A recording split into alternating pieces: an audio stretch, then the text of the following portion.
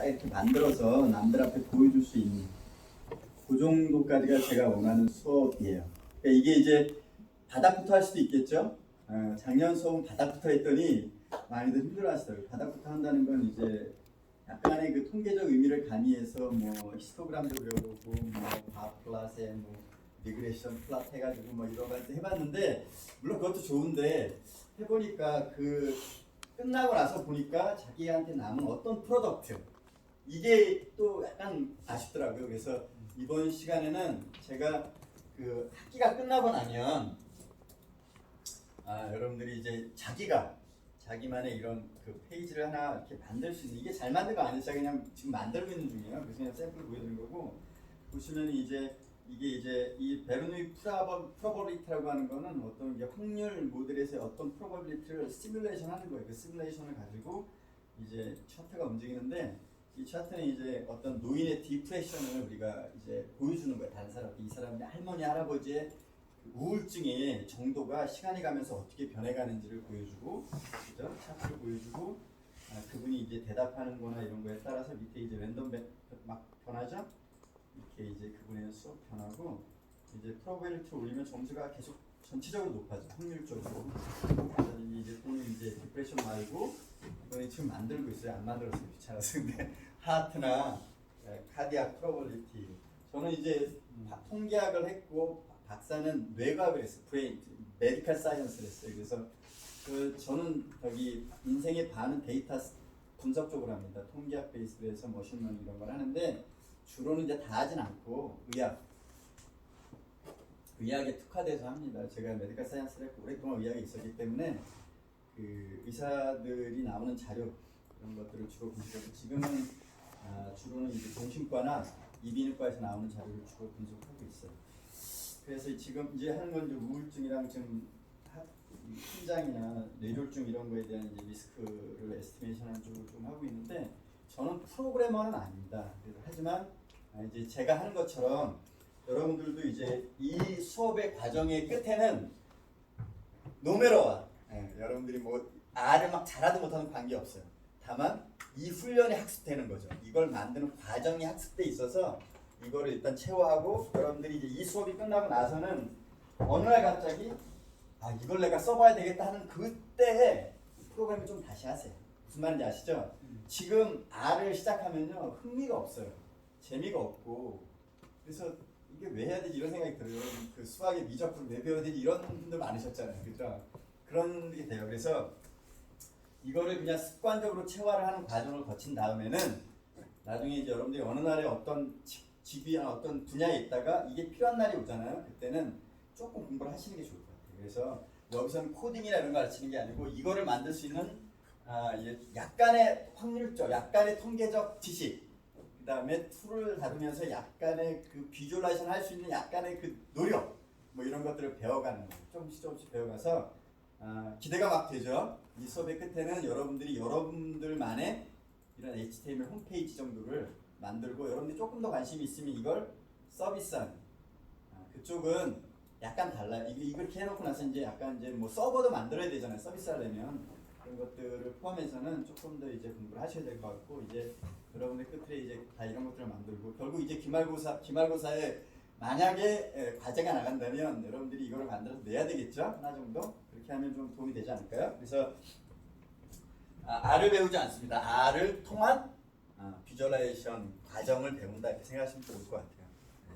이렇게 하시면 좋겠고 전반부에는 오늘만 약간 R에 대한 가장 기초적인 걸 조금 할 거예요. 안 할 수는 없으니까 하고 전반부에는 마플랫이나 일반적인 비주얼라이제이션의 의미, 통계적 의미죠. 이것이 뭘 의미하는지 어떤 자료에서 이런 걸 사용할 수 있는지랑 그걸 이제 베이직 플랫하고 아래서는 GG 플랫이라고 있어요. 이게 워낙에 강력한 패키지이기 때문에 GG 플랫이 베이직 그래픽은 통일했다고 봐요. 저는. 그래서 워낙에 많이 쓰입니다. 그래서 아래 비주얼라이제이션은 베이직 플러스 GG 플랫 이렇게 거의 이분화되어 있어요. 그래서 베이직이랑 전반부에는 GG 플랫 쪽을 좀 하고 후반부에는 이걸 하기 위한 R 샤인이랑 플렉시보드라는 게 있어요. 그래서 그런 쪽으로 해서 애플리케이션 쪽을 좀 해서 이 두 개가 적절히 조화됐을 때 여러분들이 이제 여러분만의 이제 이런 홈페이지를 조금 만들 수 있는 그런 과정을 좀 거치도록 하겠습니다. 물론 포함해서는 뭐 이제 조금 이따 한번 갤러리에서 한번 보여드릴게요. 뭘 할 수 있는지 우리가 다 할 건 아니지만 이런 것도 할 수 있다는 걸 보여드릴게요. 그래서 전반부에는 그 베이지 플랫 플러스 GG 플랫 일반적인 예를 들면 이제 3포도를 그리고 거기에 리그레이션 플랫을 그리고 그게 우리한테 뭘 의미하는지 이런 것들을 조금 보고 후반부에는 이런 그 템플릿을 만들고 거기에 우리가 지금 전반부에 배웠던 플랫들을 넣는 거예요. 인설트해서 짜집게 해서 만들면 우리가 원하는 그림이 나오겠죠? 제 생각은 그래요.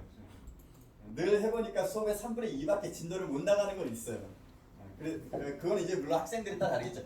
여기에 IT가 본업이신 분, 한 분 계시고, 저기 강사시라 그랬죠. 네. 파이썬이랑 파이썬 R 강사하신다 그랬고, 지금 뭘 하세요? 저는 뭐 단말기 소프트웨어 엔지니어 하다가 지금은 반도체 회사. 주로 프로그램 짜세요, 그래서? 지금은 이제 엔지 전체 팀장입니다. 네. 전체 팀장하시고 노가다 안 계시고 이제 썰로 하시는구나. 레벨이 그렇게 되셨구나. 다른 분들은 혹시 IT가 아니시면 프로그램에 익숙하신 분들 또 계세요? 어떤 면에서? 다른 분들은 저기 보면 저기 한기영 교수님은 의상, 패션 저기 계시고 하시는 일이 어떻게 되세요? 저는 마케팅입니다. 마케팅 이런 것들이 필요하기 때문에 네. 옆에 계신 분 하시는 일이 뭐예요? 저도 화장품 마케팅 쪽이. 화장품 네. 마케팅. 뭐 하세요? 유통회사에서 기획하고 있어요. 기획하시고 뭐 한다 그랬죠? CS 관련된 업무 하고 있어요. CS CRM 쪽이라고 보시면. 그래. 두 분은 뭐 프로그램에 거의 문제가 없을 것 같고 다른 분들은 그렇게 익숙하진 않으시겠죠. 그렇지만 너무 걱정하지 마세요. 저는 이제 그 타이핑 하나하나 치는 스크립트 베이스 타이핑에 여러분들이 많이 지치는 걸 알게 됐기 때문에 가능하면 GUI 환경을 거의 활용할 겁니다. 이 목적이 다 잡을 수는 없어요. 인생 사는데 다 잘 될 수 없어요. 어떻게 다 잘하겠어요, 그죠? 그럼 왜 우리가 여기 앉아 있겠어요? 그렇죠? 그러니까 목적이 있어야 되는데 이 목적은 R을 배우는 게 아니고 이걸 만드는 과정. 이걸 만들기 위한 스텝을 R을 이용해서 밟아간다고 생각하시면 되겠어요. 물론 R을 알고 프로그램을 알면 훨씬 더 진도가 빠르겠죠. 하지만 그런 분들은 조금 더 개인적으로 좀 하시고요. 제 수업의 진도는 그런 분들한테 맞출 수는 없고 일반적으로 조금 어려우신 분들 포함해서 좀 가보도록 하겠습니다. 그냥 잘하시는 분들은 편하게 들으시고 더 공부하고 싶으면 인터넷에 바다가 있잖아요. 우리 국어 선생님한테 물어보시면 충분히 아실 수 있어요. 그리고 말씀드렸지만 저는 이제 통계학을 했기 때문에 주로 데이터, 의미, 통계 분석 이런 것들을 좀 가미해서 조금 테크니컬한 얘기들을 조금 하고 하도록 할게요. 베르노이 트라이얼이 뭔지 또는 뭐 리그레션의 플랫은 어떻게 하는지 뭐 이런 것들 기본적인 것들 조금씩 제공하면서 많이는 못하지만 하면은 조금 이제 그냥 이 시간은 원래 실습에 배정된 시간이니까 그렇게 아시면 될 것 같아요.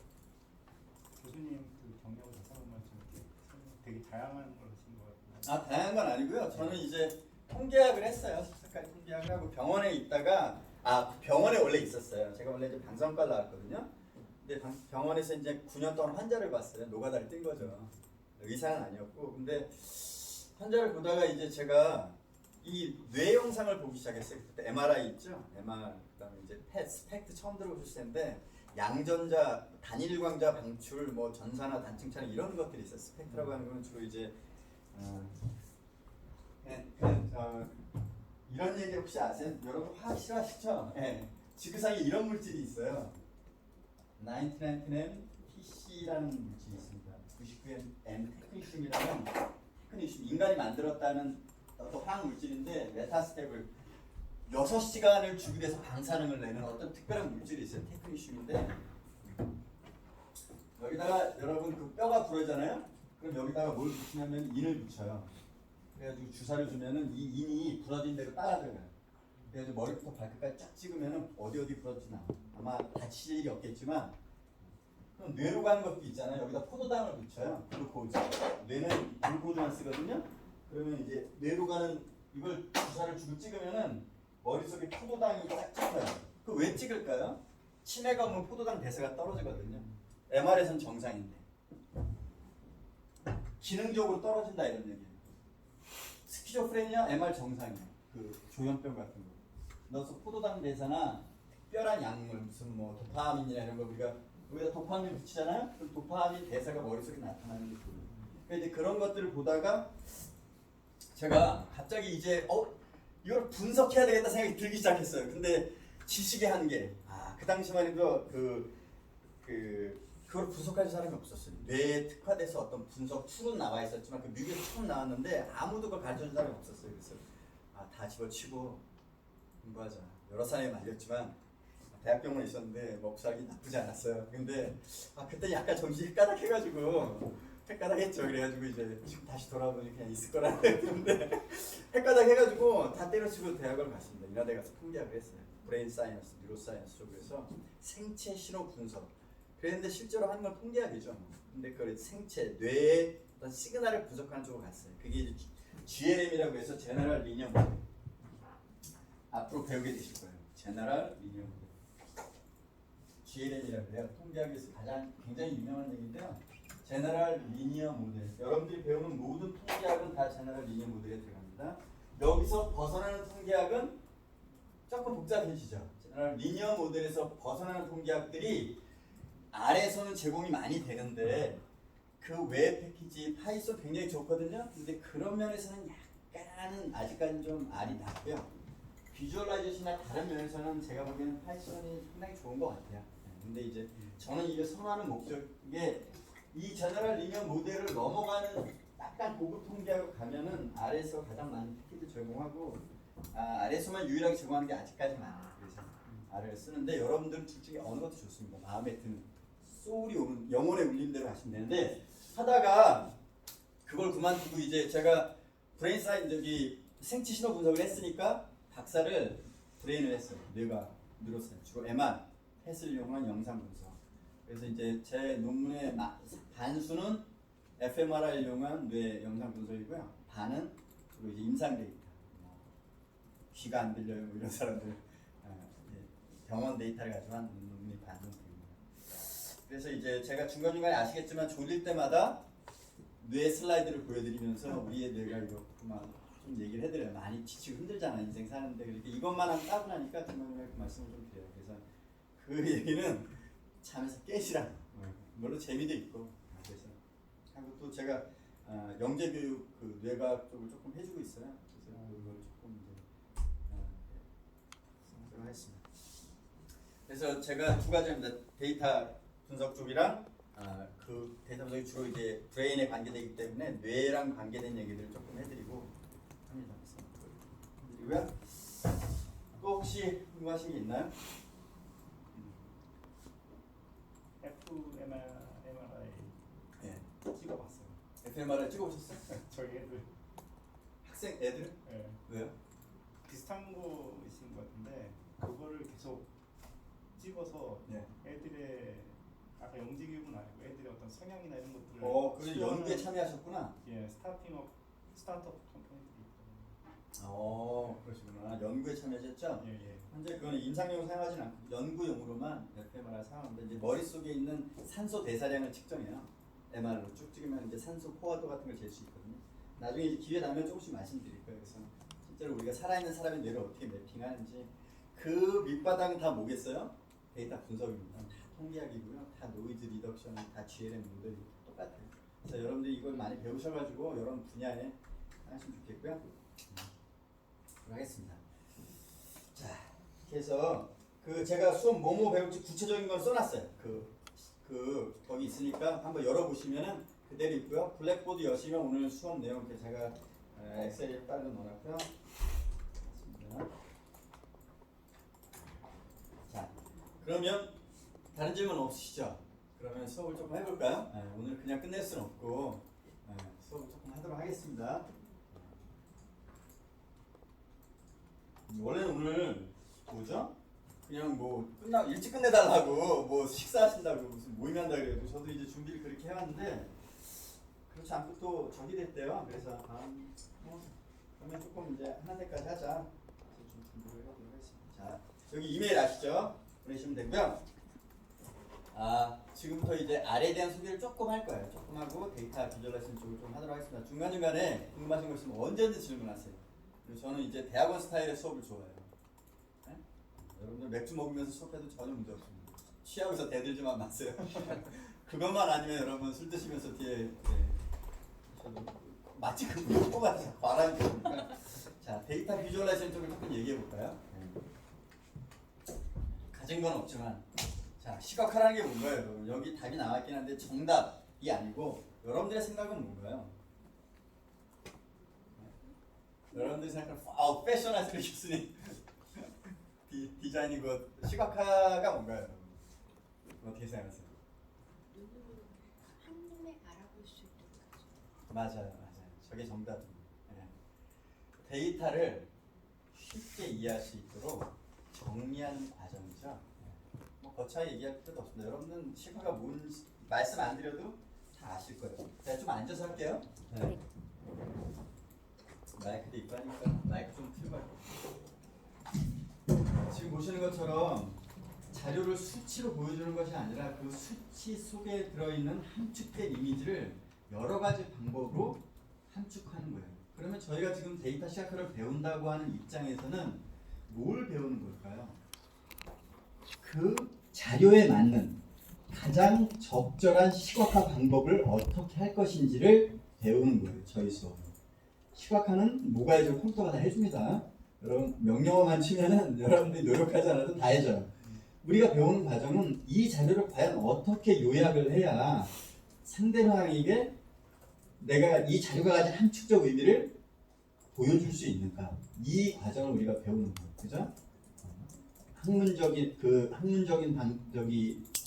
지식이나 그 기술, 패키지 사용하는 방법 두 개를 다 포함해서 뭐 콜릴로그램이라 그래요. 페어, 콜릴로그램 매트릭스라든지, 이거는 트리, 디시전 트리라든지, 시계, 클러스터링, 이거 아시죠? 네트워크 애널리시스, 스플라인 이런 것들. 이런 여러 가지 툴이 있겠죠. 자, 제가 뇌각한다고 말씀드렸죠. 이 뇌 구조인데요. 여러분들 뇌가 몇 가지로 나눠져 있어요. 물론 이렇게 나누는 거는 일반적으로 나눈 거고 실제 훨씬 더 세분화되어 있습니다만, 인간의 뇌는 두 개의 큰 라인이 있고요. 앞쪽은 뭐가 있죠? 전두엽이 있어요. 그 뒤쪽을 두정엽이라고 하고요. 여기 측두엽 이렇게 여기 이제 후두엽 이렇게 네 개로 나눠져 있는데, 이 전두엽은 뭘 하냐면은 여러분 뇌가 크면 똑똑할까요? 아니요. 이 질문을 드렸다면 당연히 아니니까 드렸겠죠. 뇌가 크다고 해서 똑똑하다면은 아마 코끼리가 가장 똑똑하고 돼지가 우리랑 비슷해, 사이즈가. 물론 멍키도 큰데. 그러면 인간의 지능을 결정하는 가장 중요한 건 뭘까요? 자, 전체 뇌에서 어디의 크기? 전두엽의 크기입니다. 인간은 거의 3분의 1 이상을 전두엽이 차지해요.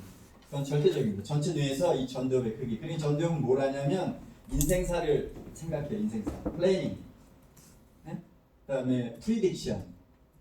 예측하고, 플래닝하고, 익스큐션하고, 아주 고차원적인 것들. 카드값 걱정되시잖아요? 이번에 월급, 연봉도 고민되시고, 뭐 이런 것들 다 앞 전두엽이 있어요. 그러니까 인간이 고민이 있으면 뭘 먹죠? 술을 먹죠? 전두엽의 커넥션이 끊어져요. 그래서 행복해지잖아요.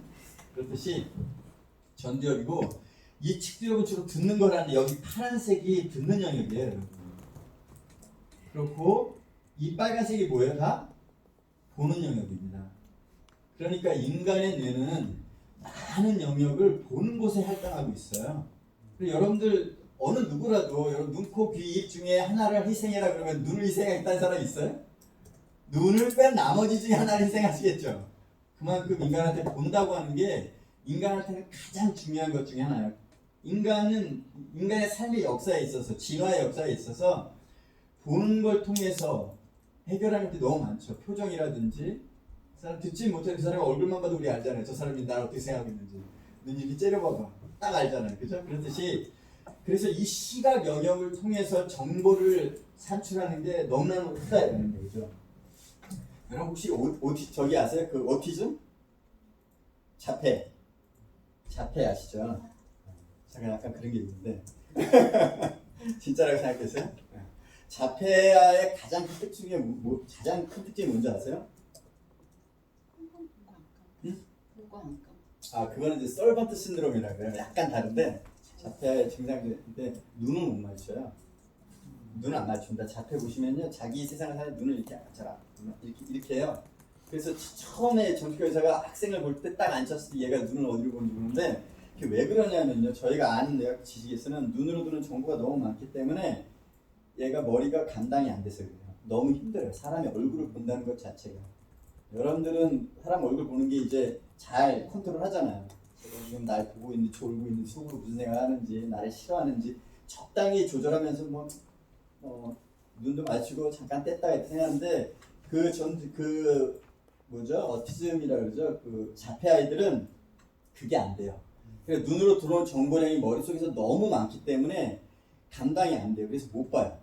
그게 이제 뇌가 우리가 시험을 해보면 알아요. 얘들이 머리에서 스파이크가 너무 많이 일어나기 때문에 그러니까 정신이 없는 거예요. 그렇듯이 눈으로 들어오는 정보가 너무너무 크다는 거예요. 듣는 것보다 훨씬 큰 거죠. 그래서 우리가 시각화라고 하는 거는 이러한 그 눈으로 들어오는 정보를 최대한 활용하는 거예요. 자, 보십시다. 자, 그럼 데이터 시각화가 뭔지는 아셨죠? 왜 필요할까요? 정답은 없습니다. 제 생각은 이렇고 여러 문헌이 이렇게 얘기해요. 그래서 보시면 현재의 데이터는 빅데이터잖아요. 자료가 너무 복잡하다는 거예요. 너무너무 복잡하기 때문에 또 정형, 비정형 이렇게 나눠지잖아요. 그러니까 그 자료만으로, 직관만으로는 판단하기가 어렵죠. 이제는 옛날처럼 자료가 샘플하면 좋은데 우리의 직관만으로는 그 자료가 가지고 있는 함축적 의미, 특히 정형화되어 있지 않고 자료가 다 어떻게 되어 있어요? 요즘은 빅데이터라고 하는 건 뭘 포함해요? 비정형을 포함하잖아요. 그렇죠? 산재되어 있는 것들.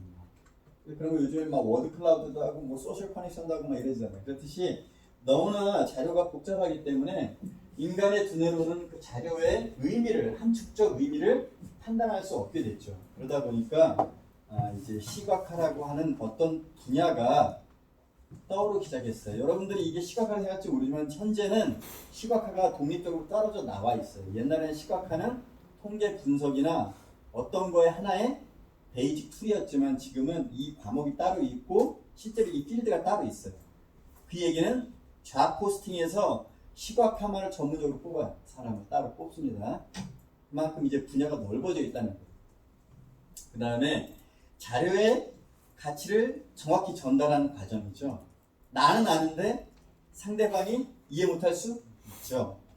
대부분의 전공 분야가 그렇잖아요. 내가 아는 지식이 전공 분야는 우리끼리 얘기해도 알잖아요. 터미널을 좀 얘기하고 데이터 보여주면 이해하잖아요. 그런데 그 외 사람들은 그걸 이해하지 못해요. 저만 더 그래요? 좀 틀까요? 네. 추우시면 말씀하세요. 자, 여러분 여기 서 있는 이 사람이 누군지 아세요? 토마스 베이지라는 사람이에요. 토마스 베이지 하면 딱 떠오르는 단어가 뭔가요? 저만 떠오르나요? 베이지안이라는 얘기 들어보셨어요, 여러분? 요즘의 시대는 또 베이지안 시대이기는 한데 그 토마스 베이지라는 분이 논문을 냈어요. 베이지안이라고 하는 티어리를. 그 티어리가 이제 이렇게 써 있습니다. 이렇게 써 있어요. 근데 이게 죽을 때까지 논문에 안 실려요. 왜 안 실렸을까요? 논문을 심사하는 사람이 이 사람의 말을 이해하지 못했어요. 논문을 심사하는 사람이 토마스 베이지의 티어리를 이해하지 못했어요. 그래서 다 리젝을 시키고 돌아가셨어요. 그 다음에 30년이가 지난 후에 현대 통계, 근대 통계학의 아버지라 불리우시는 R.A. 피셔 선생님이 그 논문을 다시 실었어요. 2페이지를 정리해서. 2페이지를 정리해서 어떻게 실었어요? 이렇게 그림을 그려서. 그랬더니 세상 사람들이 이렇게 됐어요. 그래서 토마스 베이지안 통계학 그 다음부터 비약적으로 발전을 생각했는데 왜요? 사람들이 그 내용이 뭔지를 이해했어요. 이 글을 이 수식을 그림으로 그리면 이 얘기입니다. 교집합은 어떻게 생겼어요? A 교집합이고 합집합은 어떻게 생겼어요? 이렇게 생겼어요. 그러면 이 교집합의 확률이나 A로부터 출발한 교집합의 확률이나 B로부터 출발한 교집합의 크기는 다 어때요? 둘 다? 같죠? 면적이, 이 교집합의 면적이 B를 기준으로 한 거나 A를 기준으로 한 거나 같겠죠? 자, 그렇게 출발한 수식이 바로 이 베이지 통계입니다. 이거 이 px를 2로 넘겨보세요. 뒤로. 이 px를 1로 넘겨보면은 이 수식이랑 이 수식이 양쪽에 약간 시메트리가 있죠. 이 px 밑에 있는 거를 1로 갖다 붙이시면은 이상하게 약간의 시메트리가 존재하죠. 그 시메트리가 바로 어디냐면 이 교집합이에요. 이게 베이지안 선생님이 죽기까지 외치셨던 바로 그 통계학의 이 의미가 거기에 담겨져 있는데 그렇게 쓰질 않았어요. 베이지 선생님이. 그래서 이렇게 썼다가 죽기까지 못했는데 이제 나중에 그림을 알게 돼요. 그래서 여기서 하고 싶은 얘기는 자료가 가지고 있는 정보를 상대방이 알아듣게 정리하는 과정입니다. 내가 알게가 아니고 나는 이 분야의 전공자잖아요. 그러니까 나는 알아야 데이터만 말이에요. 그럼 많이 할 필요 없어요. 그런데 누가 상대방 일반 대중이 내가 아는 정보를 알 수 있도록 전달하는 과정이죠. 그게 일단 시각합니다. 가시면은 복잡한 많은 자료들을 일반 사람들이 알아들 수 있도록. 그 다음에 또 하나 중요한 건 사람들은 주로 듣는 것보다는 뭘 믿어요? 보는 것을 믿어요. 1697년에 영국인 스코틀랜드 어떤 누구야 이름 까먹었네.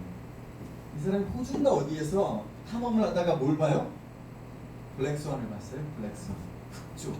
그때까지 유럽이나 미국에 있는 사람들은 백조는 어떻게 생겨서 흑조인데 이거는 백조는 다 하얀색이었죠. 한 번도 흑조를 본 적이 없어요. 그래서 이 사람이 갔다가 백조가 검은색이더라 그랬다가 미쳤다 그랬어요. 사람들이. 제가 거기 나갔는데 그래서 그 다음에 가가지고 이걸 잡아다 보여줬어요. 그랬더니 사람들이 그 다음부터 믿기 시작했다는 거죠. 그래서 정리하면 데이터 시각화의 필요성은 저는 중요하다고 생각해요. 자료의 복잡성을 단순화하고 그 자료가 가지고 있는 함축적 의미를 상대방이 알아듣게 정리하고 그럼으로 인해서 그 사람을 어떻게 하는 거예요? 설득하는 겁니다. 상대방을. 자, 이 일련의 과정을 데이터 시각화라고 한다고. 이게 이제 데이터 시각화의 필요성이겠죠. 자, 하나의 예를 들어볼게요. 이건 이제 저희 필드에서 나오는 내용이에요. 제가 이제 전문가니까 전공이니까 한번 읽어볼게요. 메타 비전 오브 레벨 어쩌고저쩌고 하고 남자의 뇌는 좀 크면서 어디가 크다고요? 랩트 아미그달라 히포캠퍼스 인슐라 이렇게 쭉 나열을 했습니다. 물론 이제 저는 전공자니까 어디를 얘기하는지는 알겠죠. 근데 여자는 어떻다고 뇌가 이렇게 해서 논문에 딱 실었습니다. 여러분. 자, 이 얘기가 여러분들 와닿으세요? 전혀 와닿지 않잖아요. 그죠? 저도 안 와닿는데 어떻게 여러분들한테 와닿겠어요? 그래서 논문을 낼 때 이 글 옆에 뭘 실어놓으면 좋겠어요? 자, 여러분들은 좀 이제 제가 주저리주저리 떠든 말보다는 조금 더 저한테 어텐션 할 수 있잖아요. 그죠? 자, 빨간색은 이 뇌에서 남자보다 여자가 뇌가 두꺼운 부분입니다. 파란색은 여자보다 남자가 더 두꺼운 뇌의 영역이에요. 자, 여러분. 자, 이 주저리주저리 떠든 이 글과 비정형이죠, 완전히. 자, 이 그림과 여러분들 어떤 거에 더 집중하게 되세요? 당연하죠. 그림에 집중하죠. 왜냐하면 일단 이해가 쉽고. 여러분, 뇌 전공자가 아니지만 이 글을 보면서 이 그림을 보면서 저랑 똑같이 결과에 동의하시죠? 자, 이런 것들이 시각화에 필요하다는 거죠. 자, 이거는 차이가 나는 걸 다 보여줬는데 이건 뭐겠어요? 통계적으로 유의한 거. 그러면 이렇게 차이가 나는 것이 다 중요합니까, 여러분? 통계학은 뭐라고 얘기해요? 여기가 중요하다고 얘기합니다. 이런 것들이 통계학의 의미예요, 여러분. 여기에는 모두 포함되어 있어요. 정보 플러스 노이즈가 포함되어 있죠. 여러분, 이렇게 다 차이가 있다고 해서 엄한 데 집중해가지고 인생을 살면 되겠어요? 안 되잖아요. 여기가 노이즈인지 실제 신호인지는 몰라요. 노이즈와 신호가 섞여 있죠. 통계학은 뭘 제거하는 과정이에요? 노이즈를. p-밸류 얼마에서? 0.05에서 또는 FDR Q 0.01에서 이렇게 해서 이러한 기준을 통해서 노이즈를 제거하는 과정이라는 것이죠. 이게 통계학이 필요한 이유죠. 그래서 이렇게 시각화를 한다 이런 말씀을 좀 드릴게요. 자, 여러분 이게 제가 뽑아왔어요. 봤더니 오면서 이제 제가 해마다 좀 찾아보는데 데이터 비주얼라이제이션 트렌드가 이게 돈인가 봐요. 빌리언인데 중요한 건 뭐죠? 이 절대적인 수치보다는 2015년도에 한 3빌리언, 3.빌리언인데 지금 2020년에는 얼마예요? 한 3배 정도 증가했죠.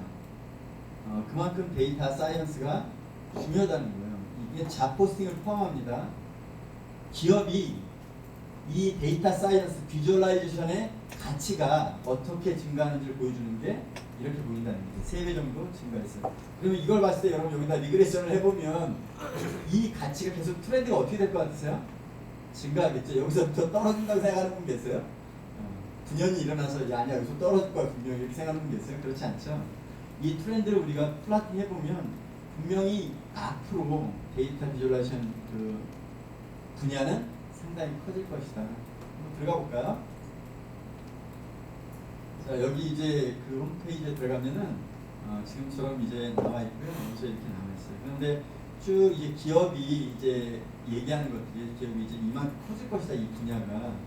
근데 이제 쭉 여기 이제 그 관심이 있으면 좀 읽어보시고요. 쭉 내려가다 보면은 중요한 단어 하나가 나와요. 데이터 스토리텔링. 최근에 많이 부각되는 분야입니다. 데이터 스토리텔링. 이건 뭘까요?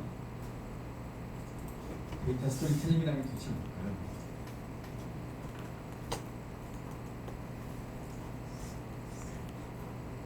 생각해보세요. 데이터 스토리텔링을 제가 예를 들어서 한번 보여드릴 텐데요. 데이터만 가지고 어떻게 하라고요? 스토리를 만들라는 얘기예요. 뭐라 그랬어요? 숫자는 중요하고 그 사람들은 당신한테 의존한다는 거예요. 그 데이터를 통해서 확실하고 컨빈싱한 자료들, 목소리를 의존하는데 이게 뭡니까? 여러분들한테 데이터가 주어져 있으면은 처음에 뭘 하라고요? 데이터를 가지고 인포메이션을 추출한다는 게 뭐예요? 시각화죠.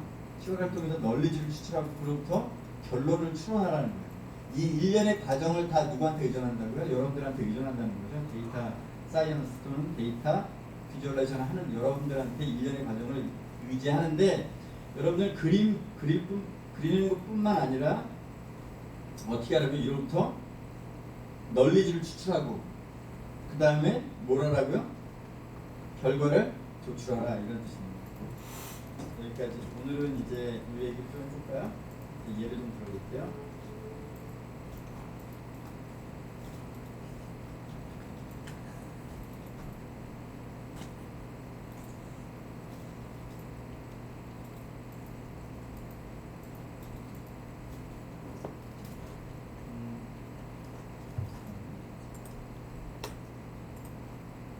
방금 여기 있었는데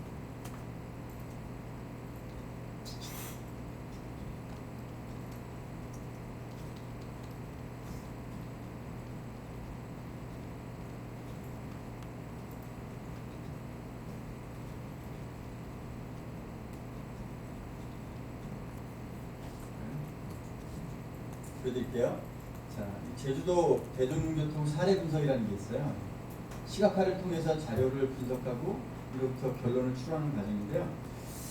다른 건 뭐 모르겠고 문제 해결 역량 자 보시죠. 여러 가지 뭐 있는데 자 이제 제주도의 대중교통에 불만이 많을까요, 여러분?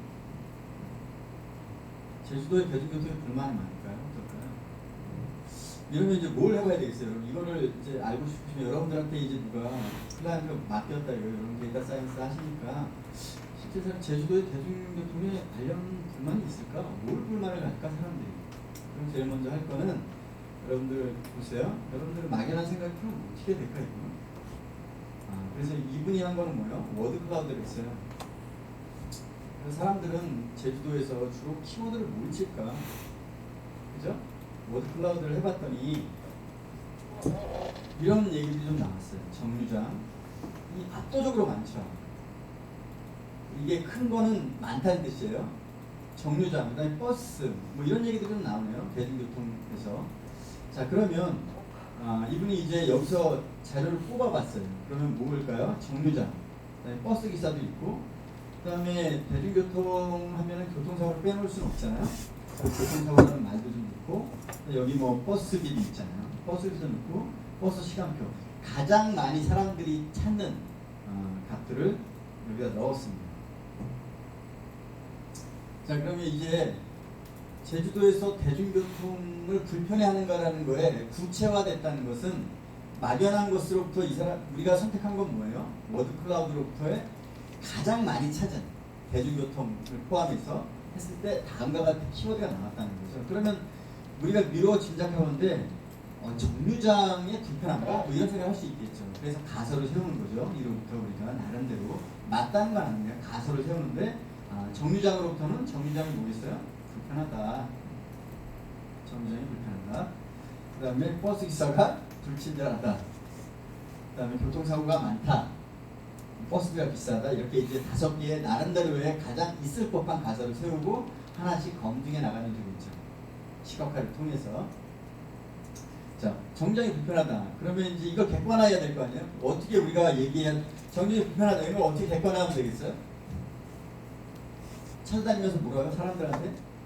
그건 설문조사죠. 우리가 할 수 있는 건 아니죠. 자료로부터 이걸 추출해야 되겠죠. 어떻게 하면 될까요? 그래서 그러면 불편하다는 게 뭐겠어요? 시설이 나쁘거나 정류장이 눈에 안 띄거나 너무 적거나 이렇게 객관화하는 거죠. 그럼 가설을 또 세울 수 있겠죠. 제주도에는 정류장이 많지 않은가? 그 다음에 정류장의 질이 좀 안 좋은가? 불편한가? 그래서 해보니까 어때요? 제주도에 이제 제주도가 가지고 있는 정류장의 수를 바플랫을 해봤어요. 근데 여기 나온 건 뭐예요? 인구를 빼놓으면 안 되겠죠? 인구를 수정하지 않으면 이게 바이어스가 걸릴 거 아니에요. 서울과 제주도의 정류장 수가 같을 수는 없잖아요. 우리가 노멀라이즈 할 수 있는 건 뭐겠어요? 면적이거나 활동 인구거나. 인구를 해보니까 어때요? 노멀라이즈 해보니까 제주도가 다른 지역보다 중간 정도에는 있어요. 그러니까 이게 월등하게 정류장 수가 적다고 얘기할 수는 없겠죠. 불편할 수는 있겠지만 전체적으로 봤을 때 제주도만 특별하게 정류장 수가 적다 이렇게 얘기하기에는 어렵다 이런 거예요. 증거가. 뭐 정류장 질이 나쁜 거는 사진들을 이렇게 봤더니 좀 허접하긴 해요. 정류장이 길가에 이렇게 팻말만 써있고 뭐 인도도 없고 그래서 불편하다는 게 있겠지만 최소한 정류장 수가 적다는 것 때문에 제주도의 대중교통의 질이 떨어진다 이렇게 얘기하기는 어렵다는 거죠. 그러면 다음 걸 볼까요? 다음 건 뭐겠어요? 버스 기사가 불친절하다. 이건 어떻게 정량할까요? 설문조사예요? 그건 아니죠. 그건 우리가 데이터 사이언스를 하는 사람이 한 게 아니고 그럼 뭐 어떻게 하면 되겠어요? 이거 뭘로 객관화할까요? 버스 수에 비해서 기사 수가 적으면은 불친절하겠죠? 일이 많아질 거 아니겠어요? 자, 그렇게 정량합시다. 해보니 이것도 이제 당연히 뭘로 버스 수에 비해서 운전자 수를 이렇게 해봤어요. 그랬더니 어때요? 그렇게 나쁘진 않은 것 같죠? 버스 수에 비해서. 모르게 나쁜 데는 어디? 대구 이런 데는 안 좋죠. 아니 반대로 경기 이런 데요. 운전자에 비해서 이것도 노멀라이제이션 해야 되겠죠. 디바이드 해야 되겠죠. 어떻게 하면 되겠어요? 운전자를 버스 디바이드를 하면 되겠죠. 나눠보면 비율이 나을 거 아니겠어요? 그랬더니 어때요? 제주도가 나쁘다고 하기에는 평균 미만이죠. 물론 서울이나 이런 거에 비해서는 나쁘지만 제주도가 월등히 나쁘다고 하기에는 좀 어렵다 이런 거예요. 그렇죠? 이렇게 시각화를 통해서 어떤 문제의 가설을 증명해가는 과정 아시겠어요 여러분? 정량화 가설을 세우고 이렇게 문제를 해결해가는 과정. 그러면 이럴 때는 뭘 쓰면 좋을까? 이런 것들을 배워가는 거죠. 이런 자료에서는 우리가 어떻게 쓰면 좋을까? 아주 무식하게는 이것만 바플라만 했을 때는 제주도가 어때요? 이거를 비교할 수가 없단 말이에요. 일률적으로. 그죠? 이 버스 수, 운전자의 수만 가지고는 적다 이렇게 얘기할 수가 있잖아요. 이건 바이어스가 걸린다 이런 거예요. 그래서 이런 것들 노멀리제이션 할 수 있는 능력, 그다음 그런 지식 이런 것들이 필요하다고 할 수 있겠고요. 그래서 지금 봐서는 제주도의 교통의 문제에 있어서 정류장수가 적다든지 버스 운전사가 불친절하다. 예를 들면 버스 운전사가 버스 수에 비해서 너무 적다. 이런 것들도 아니다 이런 얘기예요. 그래서 제주도 교통사고 비율을 좀 봤어요. 그래서 교통사고를 절대적으로 봤을 때는 제주도가 많지는 않죠. 그렇죠? 경기도가 제일 많죠. 영역이 넓겠죠. 그 다음에 서울도 많잖아요. 이건 근데 이렇게만 보여주는 건 여러분 다 아시겠지만 뭐예요? 적절하지 않죠. 그렇죠? 면적이라든지 인구수로 이걸 또 노멀리제이션 해야 되지 않겠어요? 그래서 교통사고율을 면적별로 시도의 면적별로 나눴을 거예요. 이게 뭐죠? 인구별로 나눠보니까 어때요? 제주도가 월등히 많죠? 인구 대비로는 제주도가 전국에서 가장 많다 이런 거예요. 그러니까 우리가 그 대중교통, 제주도의 대중교통의 질이 떨어진다고 했을 때 여러 가지 요인이 있겠지만 가장 중요한 이유는 뭐겠어요? 이걸로부터 우리가 추론할 수 있는 건 사고 건수가 너무 많다는 거예요. 물론 여기서부터 우리 여러분들이 문제 해결하려면 어떻게 해야 되겠어요? 왜 생기는지 알아야겠죠?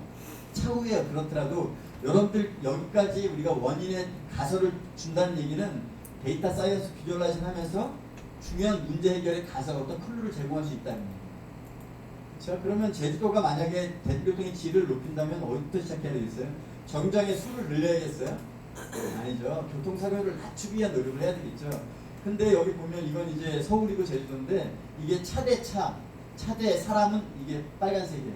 그러면 주로 서울에 비해서 제주도는 차 사고 비율이 높은 걸 알 수 있죠? 그죠? 주로 어디에 있어요? 남해안 쪽에 집중돼 있어요. 남한 남쪽에. 이 영역 중에서 주로 차 비율이 교통사고 상당히 높다 이런 얘기예요. 자, 이런 것들이